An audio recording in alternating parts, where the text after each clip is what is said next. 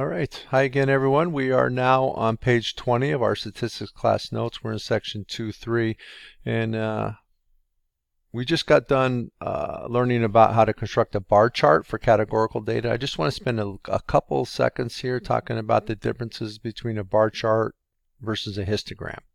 Some people will end up getting these confused all the way to the end of the class, and I would really like none of you to do that. So let's really try to make sure we understand the difference between a bar chart and a histogram.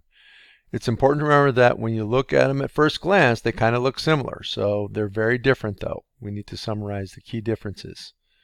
So what is the histogram for? It's for numerical data. What's a bar chart for? It's only for categorical data. So you can't be mixing those up. In a histogram, the bars may touch because if I have values in consecutive bins, then there will be a bar there that rises up to the height.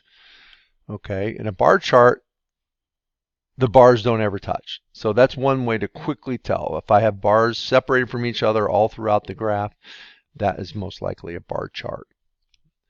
The bar width in a histogram corresponds to the bin width. However wide you make the bin, the bar will be that wide. Whereas in a bar chart, it's any desired width. We're always going to keep them all the same. The width of a bar means nothing in a bar chart. The width of a bar in a histogram tells you how wide the bin is. The horizontal labels are in numerical order. The x-axis is in numerical order for a histogram because it's numerical values. There is no inherent order in a bar chart. Remember, we had freshmen, sophomore, juniors. There's really no technically order to that. You don't have to have them in any order.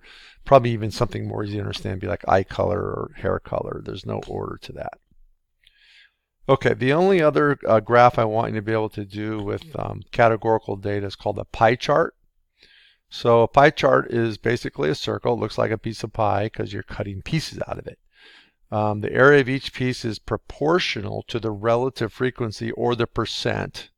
StatCrunch makes it a percent, but it's proportional to the relative frequency or percent of the data in that piece. So the bigger the piece of pie, the more data is. You can kind of see here that unknown had the most. Remember, it had 7 as a count, which was 31%.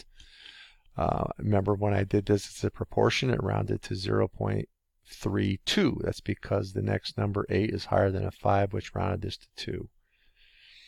If you change it to a percent though and leave 2 decimals, you see that. Okay. The pie chart is not as commonly used as the bar chart, especially if a legend, this guy's the legend right here, is not used to indicate the percentages or relative frequencies. It's just not as easy for the human eye to see minor differences sometimes in these slices, especially if we get more slices. Okay, so we have to be very careful about that, and we really want to always use a legend, which StatCrunch does. So let's go look at StatCrunch real quick. So I'm going to go ahead and change this to a pie chart. So I'm going to leave this up for a second. I'm going to do graph, pie chart. And again, we have data, not the summary. So I'm going to go to with data. Again, we're trying to plot this class. All right, and I'm going to go ahead and let's just do that. See what happens. This is exactly what I put in your class notes. Pretty easy, right? So all the graphs that we're going to do under this graph button, in this case we have a pie chart.